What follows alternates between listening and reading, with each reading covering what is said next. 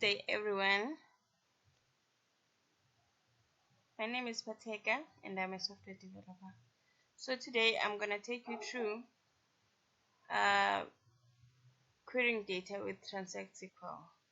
This is a SQL lesson for beginners, guys, people who just got started with SQL, who don't understand anything about SQL. So if you've got some experience, you can just save your time and move on to the other videos. So let's get started, guys. So basic Transact SQL for beginners. So Transact SQL is a language which is used for querying data on a database.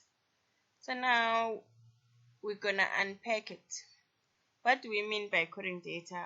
We mean sending requests to the database for data such as a select statement.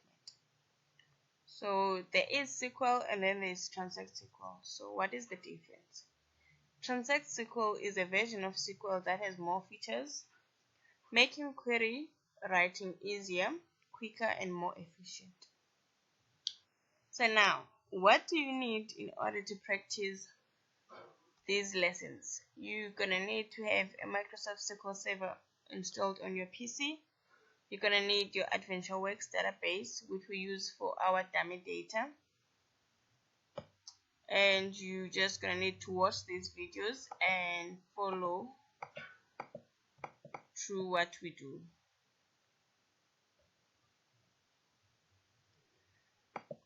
And that is all for now.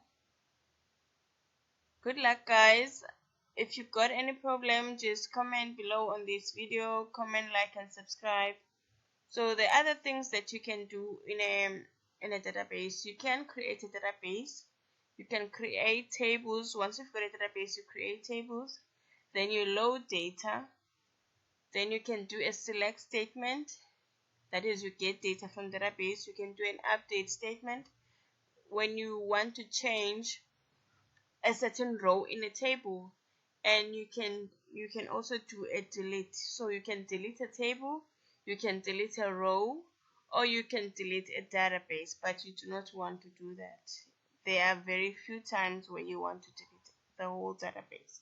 So do not use that statement more often, not at all.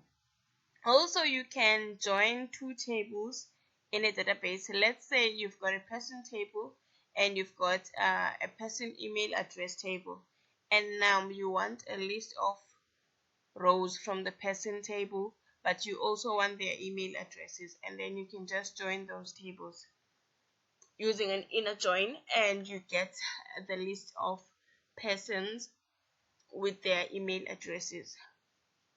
There are many things you can do with data, but watch the next videos and let's see. Good luck. Comment, like, and subscribe.